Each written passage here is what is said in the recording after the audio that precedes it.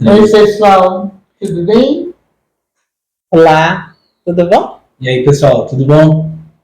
Prazer estar aqui com vocês nesse episódio que vamos falar de um assunto que não é muito legal, mas necessário, porque traz muita luz para esse assunto. Estou feliz de ter retornado, depois de ter ficado doentinha, mas a semana passada minha grandíssima amiga Ellen esteve aqui conosco. Recomendo muito assistirem o episódio, porque está maravilhoso. Ellen é de uma ternura, de uma bondade, assim, de um amor por aquilo que ela faz, comove a gente. Então, cliquem aí e assistam, por gentileza. Então, hoje nós vamos falar de insônia. Não, Júnior, é insônia, Júnior, não sono profundo, Júnior. Não deixo nem dormir nesse programa. É o contrário. Bom, gente, insônia é um distúrbio do sono, né? E é um sintoma que é trazido assim por várias doenças.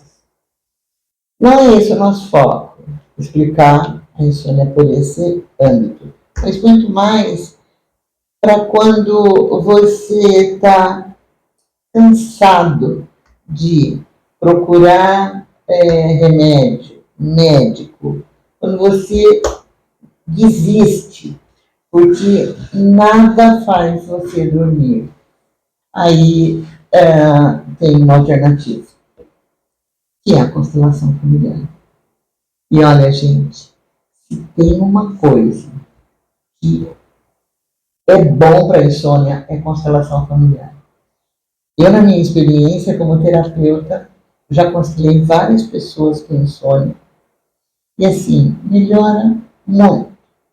Curar? Não sei, porque eu também não tenho feedback desses clientes que foram constelados por mim. Mas, assim, de imediato, já deu aquela melhora, já consegue dormir várias horas por noite. Porque o que uma pessoa que não dorme faz no outro dia? Não tem disposição, mau humor, né? Não consegue desenvolver nenhuma ideia, nenhum projeto, porque o corpo precisa do sono da noite. Sem contar que eleva muitos níveis de cortisol. Exatamente. E daí a pessoa engorda, fica mais irritada, né? Uma série de situações relativas a isso. Só que sabe, Biga, antes de chegar na constelação, as pessoas que têm muita insônia, o que eles fazem? Independente, eu não estou falando de remédios fortes, assim, não. Mas a pessoa toma chá, ela não assiste televisão antes do horário de evita dormir. Tudo que tem cafeína. Tela, né? Segue todo esse protocolo que a gente vê na internet, em tudo quanto é página que fala sobre isso, e acaba não conseguindo. Aí muitos ficam viciados em remédios para dormir por conta disso. E quando chega na constelação, já está numa situação tão difícil com ela mesma, viciado em tantos remédios, que é uma coisa difícil não é? Da gente trabalhar. Porque aí você já tem a questão da insônia, mais a questão que veio junto. Engraçado, os clientes que eu constelei não eram dependentes de remédio.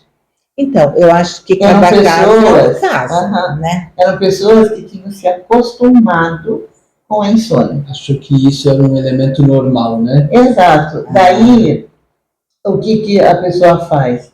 Vai produzir à noite. Vai ler, vai fazer um artesanato, vai fazer um projeto. Botou a vida de recém-nascido. Trocou o dia pela noite. Vai estudar. Eu conheci uma pessoa que ele dizia que ele morava só ele e os filhos, né?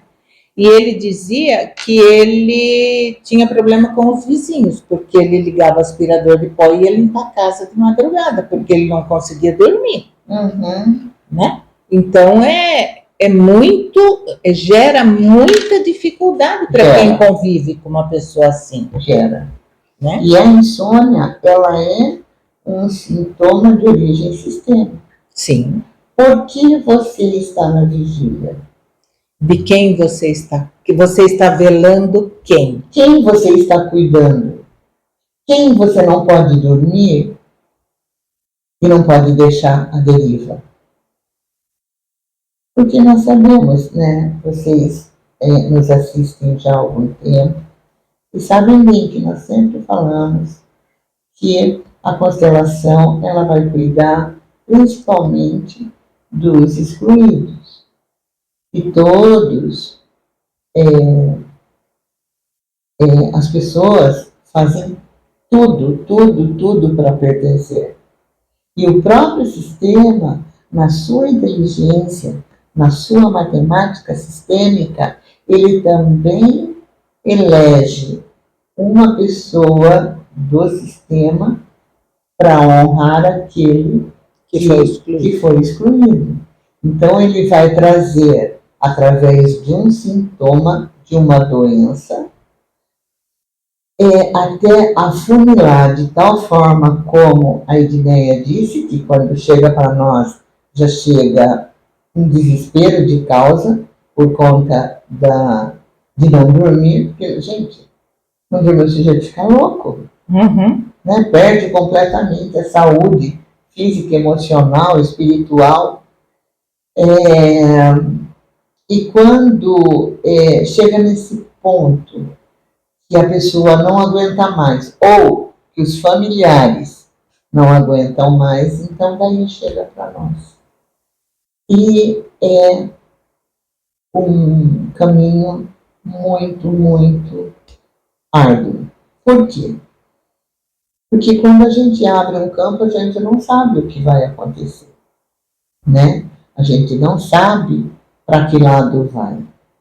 Nós colocamos os representantes, as pessoas que são importantes para aquele indivíduo no campo, mas como o nosso trabalho é fenomenológico, as coisas começam a acontecer. Parece até que é uma divindade, sabe, gente? Mas não é. Acontece. As informações daquele sistema familiar começam a brotar, né? Feito flor, sabe? E nós que fomos treinados para interpretar essas informações, nós vamos perguntando para o constelado, vamos chegando até a gente conseguir entender quem é aquele sintoma naquele sistema, porque normalmente o sintoma tem CPF. Ele personifica, né? Exatamente. O sintoma vira alguém, sabe? A pessoa que está representando o sintoma, eu me sinto fulano, eu me sinto Beltrana, né? É muito lindo. E a constelação não é um dos tratamentos, né? Nós podemos fazer e buscar vários tratamentos, mas aqui nós estamos falando da constelação. E o que o campo ele traz para nós normalmente? Ele traz o essencial, aquilo que precisa ser visto. Muito bem, eu vou relatar um caso. Eu acho que, com exemplo, é a forma mais fácil da gente aprender a entender o verdadeiro sentido da questão aqui que nós estamos levantando hoje. Essa era uma mulher, 50 anos, ativa, trabalhando 8 horas por dia, tal, e assim, não dormia. Ia conseguir conciliar sono 4h30, 5 horas da manhã, e daí dormia até 8 horas e tinha que trabalhar. Muito bem. Essa moça é assim, bem morena como eu. E ela sempre comentou que ela queria ser loira, olha que engraçado. Ela queria ser loira de olhos azuis. Mas ela é morena, não tem jeito, né? E Jeito tem. Jeito tem, né? aí, gente, aí eu comecei a perguntar a história da família e esse avô, o pai dele tinha vindo da Itália. Ah, vá. E numa época de guerra, e ele saiu meio que fugido. Para não, porque os pais faziam isso. Mandavam para outro país para não ir para a guerra, porque para outro país nunca mais ia ver o filho, mas pelo menos estaria vivo. E na guerra, normalmente o filho voltava morto. Esses pais tinham esse filho e mais uma filha. E o filho foi mandado para o Brasil. Que era o avô dela. O bisavô dela. Ah, o bisavô. Da Constelada. É. Bisavô da Constelada. Aí, viu, você sai de um país para não ser chamado pelo exército, para não participar da guerra, você sai à noite. Normalmente quem foge, foge à noite, né? Essa irmã Que ficou lá, não se conformava de ter perdido o irmão. Não perdoava os pais por terem mandado o filho. E ela também ficou sozinha, né? E ela morreu esperando esse irmão voltar. Essa cliente estava absolutamente conectada a essa tia, porque essa tia nem era mencionada. Nem sabiam que ela existia. Sei. E porque também as pessoas que vieram fugidos, deixaram os familiares lá, é uma dor imensa saber que não poderia mais vê-los, né? E muitas vezes nem se falava deles, justamente para essa dor não ser provocada. Então, Biga, sabe, é bom você falar isso, porque, independente da insônia, essa história de que aqueles que vieram da Itália, eu vou falar da Itália porque é o que eu conheço, tá? Mas eu acho que de todos os lugares é assim. Os que vieram da Itália para o Brasil, seja por que motivo for, como que nós trabalhamos isso na constelação? A Itália é a pátria-mãe, ele se excluiu, tá certo? Por muitas questões, né? Cada um com a sua. Justas razões. Sim. Só que a gente só pensa no quê aqui no Brasil? A gente trabalha a saudade dessa pessoa que está aqui morrendo de saudade dos que ficaram. Pererê, pererê, é isso que a gente olha. Como eu tenho família lá e tem uma pessoa da minha família que conhece constelação, que mora lá na Itália, ela participou de várias constelações. Qual é o tema, o centro disso? Todas aquelas pessoas que estavam ali naquele workshop tinham pessoas que se excluíram e vieram para o Brasil. E a dor causada naqueles que ficaram é enorme. E eles lá, eles trabalham exatamente isso, a dor deles por terem ficado e os outros terem vindo. E conversando com ela um dia na minha casa, eu disse para ela, viu, mas aqui a gente trabalha a mesma coisa, só que o inverso, né? E por isso que nós fizemos, eu e o Júnior fizemos um trabalho lindo uma vez, num lugar que nós trabalhamos juntos, para reconectar os italianos, que é a nossa origem, com os que vieram, com os que ficaram. Sim, foi maravilhoso. Levamos bandeira, né, Júnior? Foi lindo, porque é muito forte esse buraco, sim, essa falta. Não é só dos que vieram, os que ficaram. Mas sabe, Edneia, que nessa constelação eu tive que trabalhar a tristeza da tia. Sim. Eu tive que olhar para isso, né, essa constelada, ela teve que olhar para essa tristeza e para essa, porque essa mulher morreu de tristeza. Meu Deus. Então, não tinha como não trabalhar. Então, foi trabalhado essa tristeza dessa tia. Essa tia foi incluída neste núcleo total aqui de brasileiros, né? Que ela não era reconhecida. E depois ela foi até procurar exatamente aquilo que constou na constelação nossa, mas essa moça, ela ficou tão feliz de estar conectada a essa tia. Ela tomou a tia, sabe? Com muita Incluiu força, como parte dela. com honra, com felicidade. Ai, que bom que eu tenho você, sabe? E essa moça nunca mais teve insônia. E a tia, com certeza, era loira de olhos azuis. Com certeza. É engraçado porque a gente pensa, né, que, às vezes uma criança fala, né, meu filho, quando era pequeno, falava, mãe, eu sou loiro de olhos azuis. Eu falava, não, filho, você é moreno de olhos castanhos. E quando me fala, não me apronte, pelo amor de Deus, que seu pai me mata. E quando ele sofreu um acidente, que ele voltou do coma, né, de 1 mês, ele voltou falando que era loiro de olhos azuis. E já era um adulto. Já. E daí, quando ele voltou, eu falei, mas você mora onde? Ele falou, moro na Itália. Isso É uma memória pai? transgeracional. Do pai? Não, o pai é libanês. E aí? Não vê esse lado. Não, é de vidas passadas, Júnior.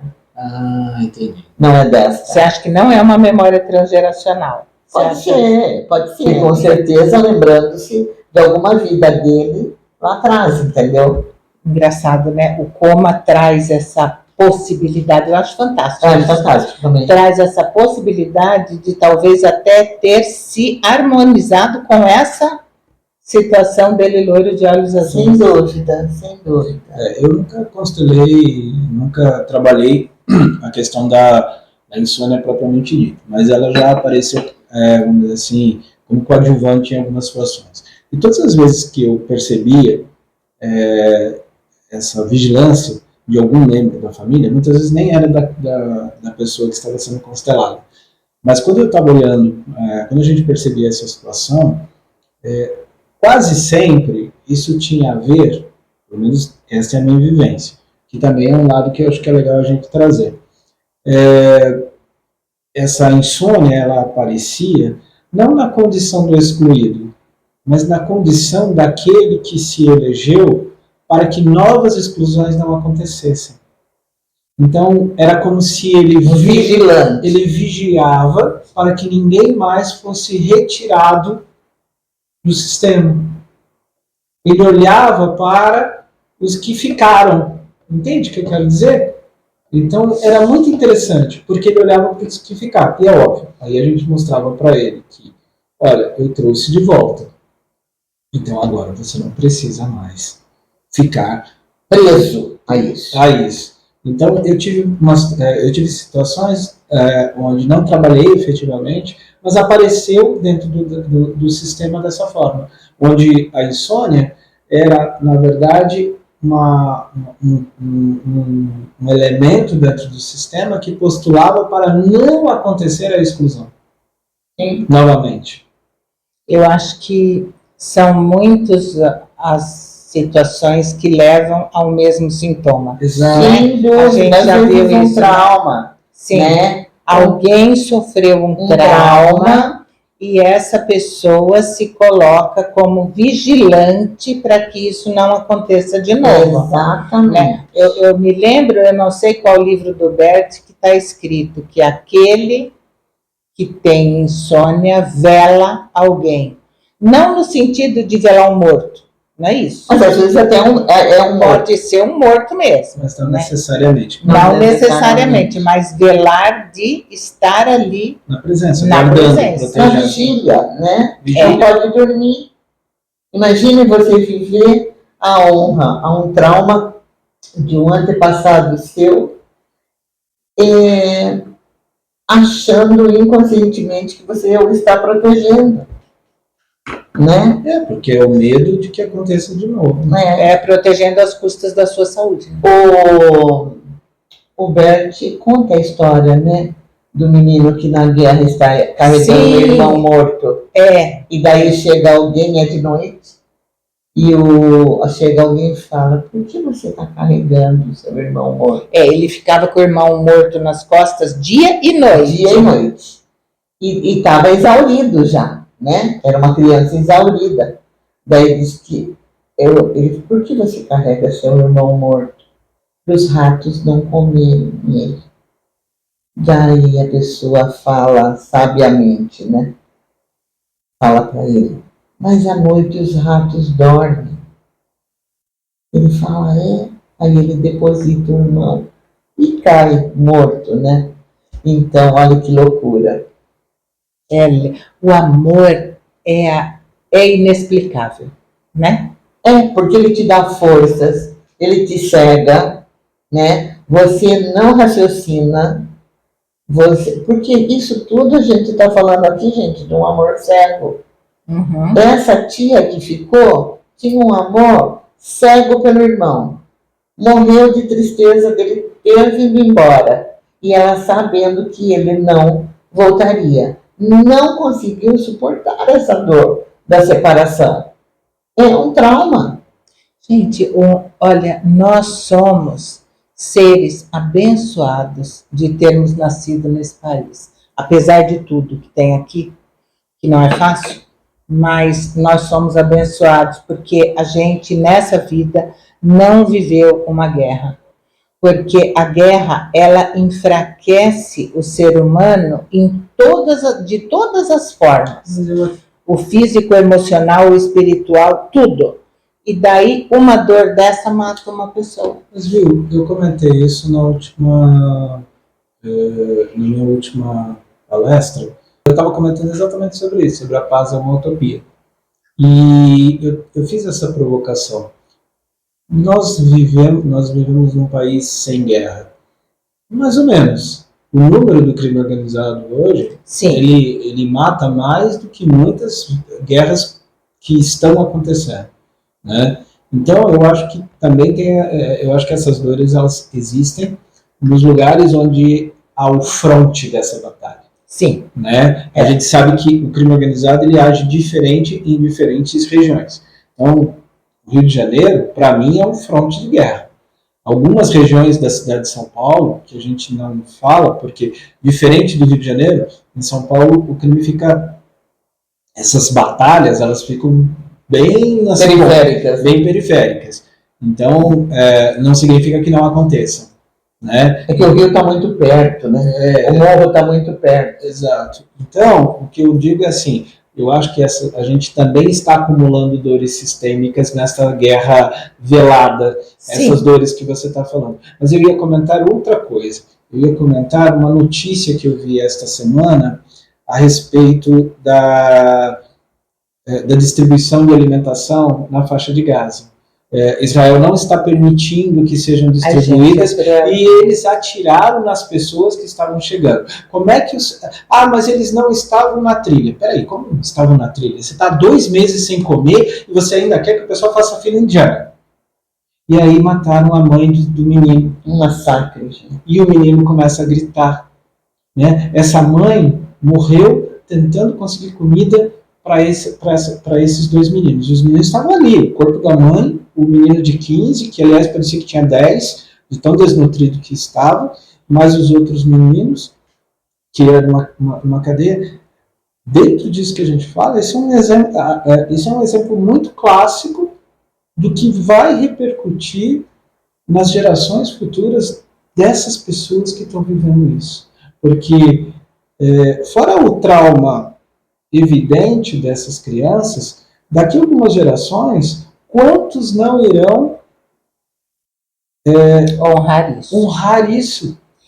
E a dívida Do para outro o lado. outro lado. Exatamente. Gente, é uma dívida que não tem como ser paga. E como se ele já não tivessem pouca, né, na história. Então, independente de visão sistêmica, isso tudo é cruel demais. Muito claro. É muito cruel e fala que o mundo melhorou, gente. Então, a gente gosta de trazer esses exemplos porque talvez algumas dores que vocês estão vivendo hoje dentro dos seus sistemas familiares e que, de repente, numa constelação, dentro de uma análise do pensamento sistêmico, ou de uma psicogenealogia, quando você olha para isso, eu acho que assim, o noticiário nos dá uma ideia do que é que a gente está colhendo.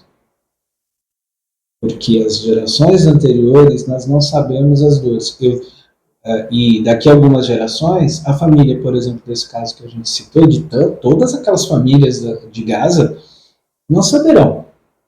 Saberão historicamente, mas não saberão aqui. E historicamente daquele jeito, né? Que a história também, cada um escreve o que quer e conta o que quer. conta a E sua O papel narrativa. aceita tudo. Exato. Mas é muito interessante, né, a gente olhar por esse lado, porque esse é um exemplo de vigília. Aquelas pessoas estão todas em vigília, Uhum. pelas suas vidas, pelas dos seus, e para sobreviver. Então, eu acho que é muito importante a gente trazer isso para vocês, porque o pensamento sistêmico nos permite olhar para isso, mesmo depois de tantas gerações, mesmo que as narrativas sejam equivocadas. Sim, eu estou me lembrando de um trabalho que nós fizemos há muitos anos, eu não sei se você estava conosco naquela ocasião. O homem, ele tinha insônia, agora que eu estou lembrando, e ele não dormia. E não sei o quê. E era a história do avião. Se lembra disso? Quando ele dormia, ele sonhava que tinha um avião que vinha vindo assim. E ele via o avião como se fosse um avião de guerra. Ah, entendi. E durante a constelação, gente, foi uma coisa impressionante, porque a constelação também tem efeito físico.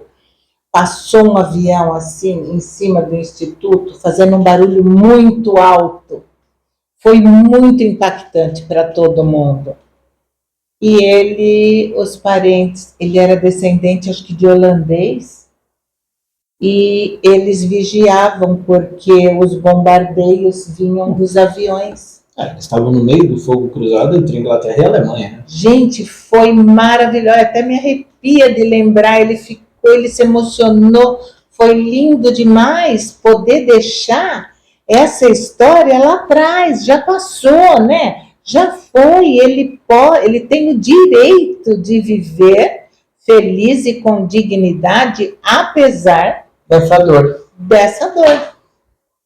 Então, a insônia é um pano de fundo que traz muitos resultados e muitos... É um leque de muitas direções para trabalhar na constelação. Quando você fala assim, eu estou de acordo. Né? Eu não, De aceitação. Eu digo sim para o que aconteceu. eu estou de acordo e eu vivencio todas as dores do meu passado. Então, eu não preciso mais fazer nenhum sintoma para demonstrar isso. Já foi visto. Né? Porque o sintoma também sempre está a ser visto, né? Sim. Para mostrar alguma coisa necessária a ser vista no nosso sistema.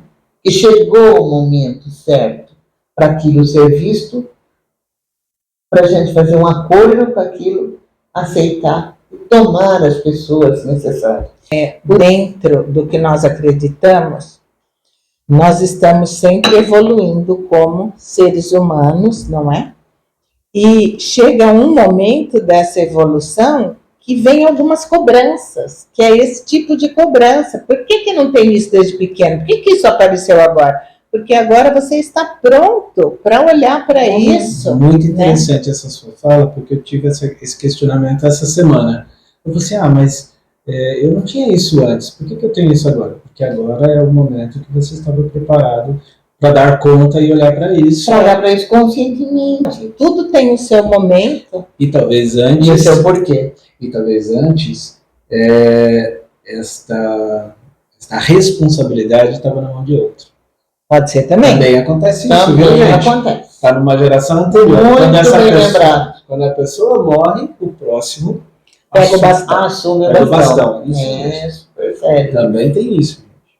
Se a gente o dom, né, da música, o dom da pintura, o dom da culinária, a gente herda os perrengues também, gente. Não tem jeito. É uma herança, querendo ou não. Né? Tem gente que herda dívida. Ainda bem que a gente... E outra coisa também. Ainda bem que no Brasil catuca com 5 anos. E outra coisa, Depende, né? Se não for federal. agora, deixa eu fazer uma pergunta para vocês duas, que eu acho que é até bem interessante. Quando essa vigília, tá certo? Ela necessariamente, o gatilho dela não é esses que a gente citou, mas, por exemplo, um lugar. Sabe, a pessoa nunca teve insônia. De repente ela mudou de casa. Daí ela foi numa casa, começou a ter insônia. Encosto, filho. É encosto desse fio. Aí tem uma série de situações que precisam ser vistas, inclusive espirituais, né? A gente também não pode acreditar tudo. Mas eu fico pensando que, às vezes, um lugar pode ser um gatilho. Pode. Sem dúvida. Até um cheiro, Gente, uma comida. gente, eu fui para a Itália, eu não consegui entrar no Coliseu. Me deu uma crise de choro. O Gui falou assim, viu, mas tá pago. Eu não vou entrar. Eu vou embora daqui. E não entrei. Eu não consegui. Amiga, eu entrei uma vez Mas o lugar, e Então. não quero ir mais. Sabe como é que é? Já vi. mas para cada um de um jeito. Então, claro que é. Mas foi numa época da minha vida. Sabe o que é? É que você era aquela que fazia assim, e ela foi a que foi comida pelos lobos. Pode ser. Ela que fez, tá? Olha, gerando ser. intriga aqui, ó. Não, Mas foi senhor, ela que fez não. assim. Não vem Colocar a culpa colocar no meu culpa sistema. em cima de mim, não. E a gente tem o pé em Roma, tem mesmo, né? Todos, Os né? dois, né? Todos. Mas, assim, não é isso, não. Eu senti uma energia muito ruim, entrei, mas eu era muito nova e foi numa fase da minha vida que eu não tinha o conhecimento que eu tenho hoje. Aham. Né? É alegrete, né? Sabe? Vamos, Vamos embora, vamos papai. conhecer e tal, e fui. Mas andamos e de todas as outras vezes que eu fui para Roma, eu nunca entrei. E ainda teve uma vez que eu estava com a minha irmã e eu falei para ela, você vai entrar? Ela falou, eu não. Eu falei, bom, eu também não. Então, né? Porque tem lugares, gente, que não vale a pena você misturar sua energia. E tem lugar que você entra, sente um peso, parece que acoplou um mamute, um elefante assim no seu ombro, sai rapidinho, sai. Ai, que será? Será? Não importa, não seja. Tá ruim, tá pesado, sai. Aliás, é o que a gente fala pro representante, né? Tem representante que tá lá, assim, quase morrendo. Acha uma posição que tá melhor para você. Vai ficar sofrendo nessa posição. Exato. Nenhum representante precisa sofrer. Ele tem que ficar confortável. O sinal, o que ele sinaliza é o suficiente para nós. Né?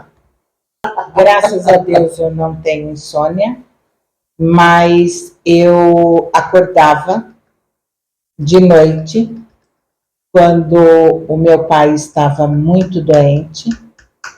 Eu acordava às 2h da manhã. Mas aí tem a preocupação. Né? E eu pensava, meu Deus, o que ele está fazendo agora? Será que ele está dormindo? Será que ele está bem? É a preocupação. Aí eu ligava e ele falava, então, acordei às 2 horas, não consegui dormir, fiquei assistindo televisão, sabe? Eu acho que cria também Uma sintonia. né? Mas foi com muita oração que eu me liberei disso, porque oração, gente, faz milagre. Gente, eu não durmo, eu morro. Eu morro. E não adianta, chegou meu horário, às vezes o Gui estava contando uma história linda para mim, assim. Ele falava que ele não conseguia terminar a frase, eu já estava roncando, dormindo, pesado. Não. Isso é uma delícia, eu não né? acordo. Se pegar fogo na casa, eu morro assada, porque não. Eu não acordo, gente. Eu não acordo. Também se acordo, tá acordado. Esquece. Não durmo mais.